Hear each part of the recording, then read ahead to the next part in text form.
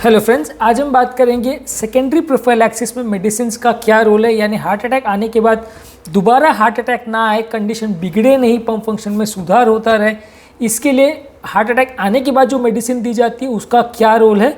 Technically इसे secondary prophylaxis बोलते हैं, यानी एक बार प्रॉब्लम होने के बाद दोबारा प्रॉब्लम रिकरेंस ना हो उसके लिए जो मेडिसिन दी जाती है। हमने प्राइमरी प्रोफाइलैक्सिस के बारे में एक सेपरेट वीडियो किया है और उसके इंडिकेशंस पर हमने बात की, जो कि आप मेरे चैनल पे देख सकते हैं। आज हम सेकेंडरी प्रोफाइलैक्सिस के लिए बात करेंगे कि हार्ट अटैक आने के बाद मेडिसिन को कब तक लेना चाहिए, कितने टाइम तक लेना चाहिए, उसका क्या रोल है और कौन सी मेडिसिन को कितने टाइम तक लेना चाहिए। और सेकेंडरी प्रोफाइलैक्सिस AICD के बारे में भी हमने बात आज करनी है कि AICD डिवाइस भी सेकेंडरी प्रोफाइलैक्सिस में किन केसेस में यूज़ किया जाता है, इसका क्या रोल है, इस बारे में बात करेंगे। ये टॉपिक काफ़ी मेडिसिन से रिलेटेड है, इसलिए इंटरेस्टिंग और यूज़फुल होगा। इसलिए रिक्वेस्ट करूँगा कि एंड तक देखें। जो लोग हमारे चैनल पर नए हैं उन्हें रिक्वेस्ट करूँगा कि चैनल को सब्सक्राइब करें। जो लोग इस कंटेंट को इंग्लिश भाषा में देखना चाहते हैं उन्हें रिक्वेस्ट करूँगा कि डॉक्टर नवीन अग्रवाल कार्डियो केयर इंग्लिश करके जो हमने चैनल स्टार्ट किया है उसे सब्सक्राइब करें। Over a period of time ये सारे वीडियोज़ हम इंग्लिश में उस चैनल पर अपलोड करेंगे। आते हैं आज के टॉपिक पर। आज का टॉपिक है सेकेंडरी प्रोफाइलैक्सिस मेडिसिन्स का किन केसेस में ज़रूरी है, किन लोगों को दिया जाता है। बेसिकली अगर किसी व्यक्ति को हार्ट अटैक एक बार आ चुका है या उसको एक बार भले माइनर आया हो या मेजर आया हो या नलियों में ब्लॉकेज अगर डॉक्यूमेंट हो गया है तो वैसे पेशेंट्स को दवाइयाँ दी जाती है ताकि दोबारा हार्ट अटैक ना आए। भले स्टेंट भी हो गया तो भी वैसे पेशेंट को आपको दवाइयाँ देनी पड़ती है। अगर आप ऐसे पेशेंट्स को दवाई नहीं दोगे तो दोबारा अटैक आने का चांस ज़्यादा रहेगा। पहले 1 साल ये दवाइयों का डोज ज़्यादा देना पड़ता है। इसमें बेसिकली खून पतला करने की दवाई, जो कि पहले अगर एंजियोप्लास्टी हुई है तो पेशेंट को एस्प्रिन 75 मिलीग्राम्स और टिकाग्लोर या क्लोपिडोग्रेल या प्रासुगेल, ये 3 में से कोई एक मेडिसिन दी जाती है। इसमें टिकाग्लोर 90 मिलीग्राम्स BD दिन में 2 बार यानी कि 90 मिलीग्राम का टैबलेट ये दिया जाता है 6 से 8 महीने तक। प्रासुगेल 10 मिलीग्राम का टैबलेट ये दिया जाता है, या क्लोपिडोग्रेल 75 मिलीग्राम्स का टैबलेट ये दिया जाता है। तीनों में से कोई एक टैबलेट एस्प्रिन 75 मिलीग्राम के साथ 1 साल तक एटलीस्ट दिया जाता है। उसके बाद या तो क्लोपिडोग्रेल 75 मिलीग्राम्स या एस्प्रिन 75 मिलीग्राम्स में से एक दवा को हम लॉन्ग टर्म कंटिन्यू कर देते हैं। कुछ केसेस जहाँ पेशेंट हाई रिस्क हो या मल्टीपल स्टेंट्स हो, मल्टीपल ब्लॉकेजेस हो, बार बार हार्ट अटैक आने का अंदेशा है, वहाँ पे डुअल एंटीप्लेटलेट को हम लंबे समय तक कंटिन्यू कर सकते हैं, मना नहीं है। इंडिया में तो ज़्यादातर कार्डियोलॉजिस्ट यही प्रेफर करते हैं कि अनलेस पेशेंट को सिग्निफिकेंट साइड इफेक्ट्स हो या सिग्निफिकेंट ब्लीडिंग ना हो तो ये दोनों एंटीप्लेटलेट यानी एस्प्रिन 75 मिलीग्राम्स और क्लोपिडोग्रेल 75 मिलीग्राम्स ये लंबे समय तक ही कंटिन्यू करना पसंद करते हैं। क्योंकि ज़्यादातर हमने पेशेंट्स का देखा है कि जब भी पेशेंट दवाइयाँ बंद करता है उसको दोबारा हार्ट अटैक आने का चांस बढ़ जाता है।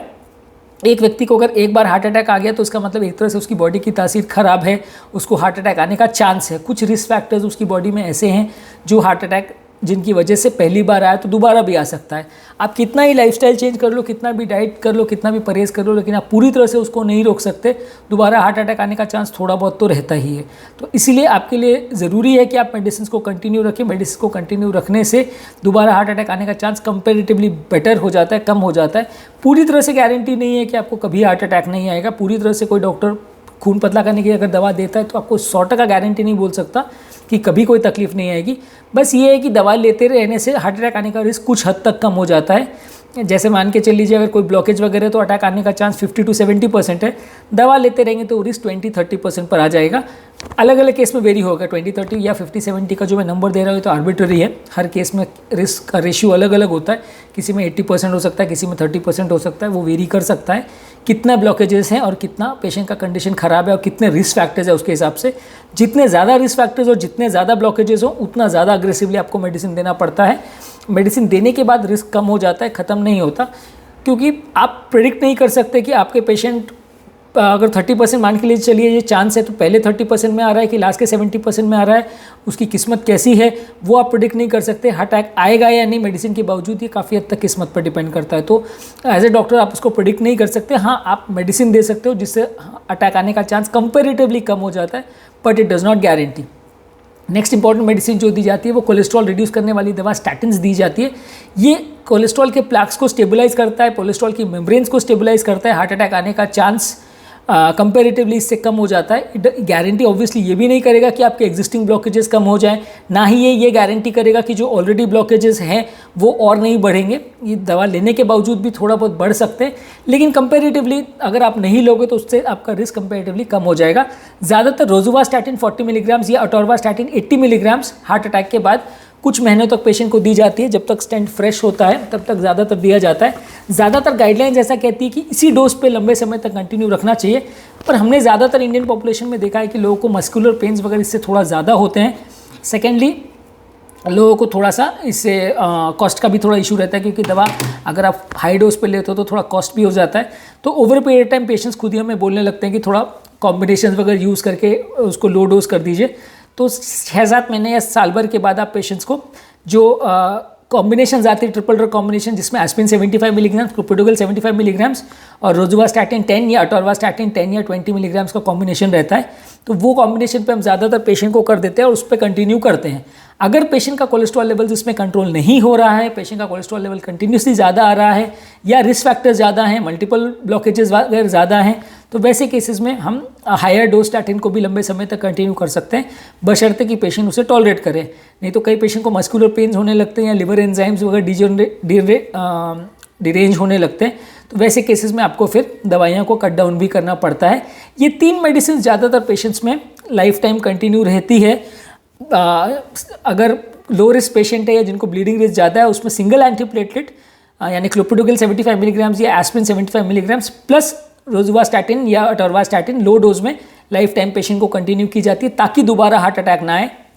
इसके अलावा अगर पेशेंट को बीपी, शुगर, कोलेस्ट्रॉल, थायराइड का या कोई और मेटाबॉलिक प्रॉब्लम्स है, कोई और बीमारी है, तो वैसे लोगों में आपको कंटिन्यू उसकी भी मेडिसिन साथ में देनी पड़ती है।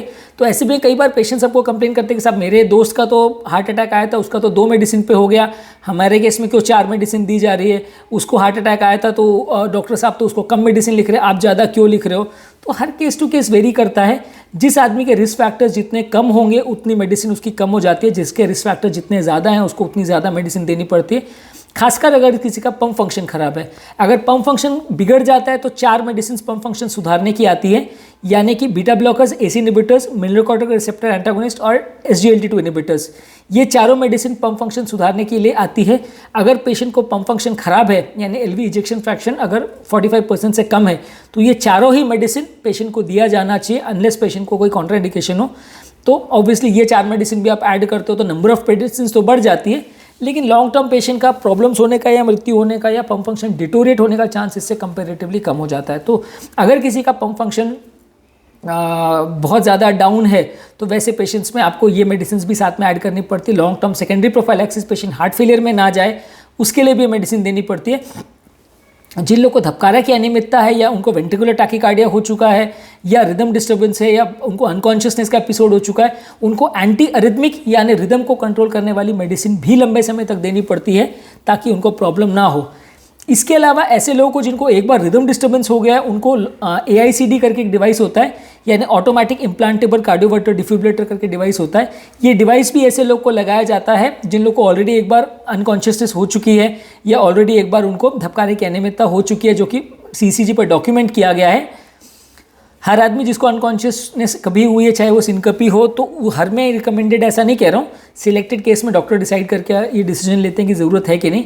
अगर किसी का पंप फंक्शन बहुत कॉम्प्रोमाइज्ड है और ऑलरेडी उनको एक बार एपिसोड वीटैक का हो चुका है, तो उनको AICD करके डिवाइस लगाना पड़ता है। ये एक शॉकिंग बेस्ड डिवाइस है जो घर पर शॉक डिलीवर करके पेशेंट को अगर रिदम डिस्टर्बेंस हो तो उसे नॉर्मलाइज कर सकता है, अगर गति बहुत ज़्यादा कम हो तो उसको पेस करके नॉर्मलाइज कर सकता है, और गति बहुत ज़्यादा बढ़ जाए तो उसमें भी हाई ओवरड्राइव पेसिंग करके या अंदर से शॉक डिलीवर करके गति को नॉर्मलाइज कर सकता है ताकि पेशेंट को हॉस्पिटल तक पहुंचने का टाइम मिले।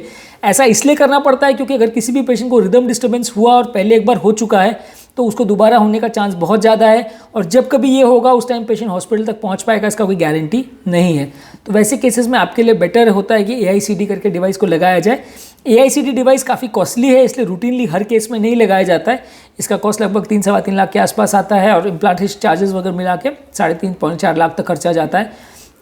इसमें भी अलग अलग बैटरी लाइफ और अलग अलग कॉन्फ़िगरेशन के हिसाब से इसका कॉस्ट वेरी करता है, पर ज़्यादातर इसको अपन प्रेफर तभी करते हैं जब खासकर इंडिया सेटिंग्स में, जहाँ पर अपने यहाँ पे कॉस्ट सेंसिटिव मार्केट है, तो वहाँ पे ज़्यादातर लोगों को जिनको पहले धबकारे का नियमित हो चुका है वैसे लोगों में इसको प्रेफर किया जाता है। फॉरेन कंट्रीज़ में कंपैरेटिवली इसका ज़्यादा यूज़ होता है क्योंकि वहाँ पे ज़्यादातर लोग इंश्योरेंस कवर्ड होते हैं, कॉस्ट का इतना इशू नहीं होता। तो वहाँ पर ज़्यादातर हर व्यक्ति जिसको चाहे अटैक जिसको धबकारा नियमित ना भी हुआ हो, अगर पंप फंक्शन डाउन है तो सबको ये डिवाइस लगा दिया जाता है। वहाँ पे ये डिवाइस USFDA अप्रूव्ड और अमेरिकन सोसाइटी ऑफ कार्डियोलॉजी के गाइडलाइंस द्वारा अप्रूव्ड है। क्लास 1 इंडिकेशन है कि वैसे लोग को ये डिवाइस लगा दिया जाए अपने आप पे, क्योंकि कॉस्टली है और हर आदमी को बहुत ज़्यादा ज़रूरत नहीं होती, लगाने के बाद भी हर पेशेंट को उतना फ़ायदा नहीं होता, तो इसलिए सब पेशेंट्स में इसको नहीं यूज़ किया जाता। जो हाई रिस्क पेशेंट्स हैं, जिनको ऑलरेडी एक बार एपिसोड हो चुका है, ऑलरेडी धबकारे का प्रॉब्लम हो चुका है, उनको दोबारा होने का चांस काफ़ी ज़्यादा है, तो वैसे लोगों में इसको डेफिनेटली लगाने से फ़ायदा होता है। पर प्रैक्टिकली कहूँ तो अपने आप पे जितने लोग इंडिकेटेड भी हैं उसका 10% लोगों में भी यूज़ नहीं होता, जस्ट बिकॉज ऑफ कॉस्ट, क्योंकि कॉस्ट इतना ज़्यादा है कि लोग इवन जो अफोर्डेबल भी होते हैं वो भी ये सोचते हैं कि यार 3-4 लाख का खर्चा क्यों करना, तो इवन काफ़ी लोग मना कर देते हैं। आप उनको सजेस्ट भी करते हो, ऑब्वियसली की कीमत तो ये होती है कि कभी कभी उनमें से 2-4 लोग 5 लोग की जान जा सकती है, पर प्रैक्टिकली आप मान के चले कि 90% लोग को कुछ नहीं होगा, तो इसलिए बाकी 90% को लगता है कि अगर कुछ नहीं हुआ तो उनको लगता है कि डॉक्टर साहब तो फालतू कह रहे थे, डिवाइस करने की ज़रूरत है, हमारे तो कुछ नहीं किया तो खर्चा हमारा बच गया। तो इसलिए majority of the times India में आईसीडी का इंडिकेशंस कंपेरेटिवली लोग बहुत कम केसेस में यूज़ करते हैं, लेकिन हाँ ये इंडिकेटेड है और गाइडलाइंस के हिसाब से क्लास 1 रिकमेंडेशन है। वेस्टर्न कंट्रीज़ में ज़्यादातर पेशेंट्स को ये किया जाता है। तो आज के टॉपिक में हमने बात की कि दवाइयों को सेकेंडरी प्रोफाइलैक्सिस यानी हार्ट अटैक आने के बाद कौन सी दवाई और कौन से डिवाइस को यूज़ किया जाता है लॉन्ग टर्म इंप्रूवमेंट के हिसाब से और दोबारा हार्ट अटैक ना आए उसके हिसाब से। तो ये टॉपिक पर हमने बात की। प्राइमरी प्रोफाइलैक्सिस के बारे में हमने ऑलरेडी सेपरेट वीडियो किया है जो कि आप मेरे चैनल पर देख सकते हैं, यानी अटैक आने से पहले किन लोग को दवाई लेने की ज़रूरत है। आज हमने बात की कि अटैक आने के बाद किन लोग को दवाई लेने की ज़रूरत है। हमारे चैनल का बेसिक पर्पज़ ये है कि हार्ट और हेल्थ से रिलेटेड साइंटिफिकली करेक्ट इन्फॉर्मेशन हम आपके लिए लाते हैं, ताकि इस तरह के कंटेंट के लिए आपको भटकना नहीं पड़े, आपको डॉक्टर्स और फ्रेंड्स और रिलेटिव्स पर डिपेंडेंट ना होना पड़े। डॉक्टर्स कई बार टाइम कंस्ट्रेंट की वजह से सारी चीज़ें नहीं बता पाते हैं और फ्रेंड्स और रिलेटिव्स कई बार आपको गलत इन्फॉर्मेशन देते हैं, जिसकी वजह से फ़ायदा होने के बदले कभी कभी नुकसान हो जाता है। हम चाहते हैं कि इस तरह का कंटेंट आपके लिए इजीली अवेलेबल रहे, ताकि आप अपने पेशेंट की लाइफ को और अपनी लाइफ को बेटर बना सके, बीमारी को बेटर समझ सकें और चीट ना हो। यदि आपको हमारे चैनल का कंसेप्ट अच्छा लगता है तो वीडियो को लाइक कीजिए, चैनल को सब्सक्राइब कीजिए। यदि आपको लगता है कि कंटेंट आपके फ्रेंड्स और रिलेटिव्स के लिए यूजफुल हो तो लिंक उनके साथ शेयर कीजिए। और यदि आपकी कोई कमेंट्स, क्वेरीज, सजेशंस हैं या आप कोई टॉपिक पर आप चाहते हैं वीडियोज़ बनाएं तो नीचे कमेंट सेक्शन में उनके बारे में बताइए, हम उन टॉपिक्स को कवर करने का प्रयास ज़रूर करेंगे। अंत में मैं डॉक्टर नवीन अग्रवाल तहे दिल से आपका शुक्रिया अदा करूँगा कि आपने इस टॉपिक को एंड तक देखा। और जो लोग मेरे चैनल पर नए हैं उन्हें रिक्वेस्ट करूँगा कि चैनल को सब्सक्राइब करें, और जो लोग इस कंटेंट को इंग्लिश में देखना चाहते हैं उनके लिए रिसेंटली डॉक्टर नवीन अग्रवाल कार्डियो केयर इंग्लिश करके हमने चैनल स्टार्ट किया है, आप उस कंटेंट को इंग्लिश में भी देख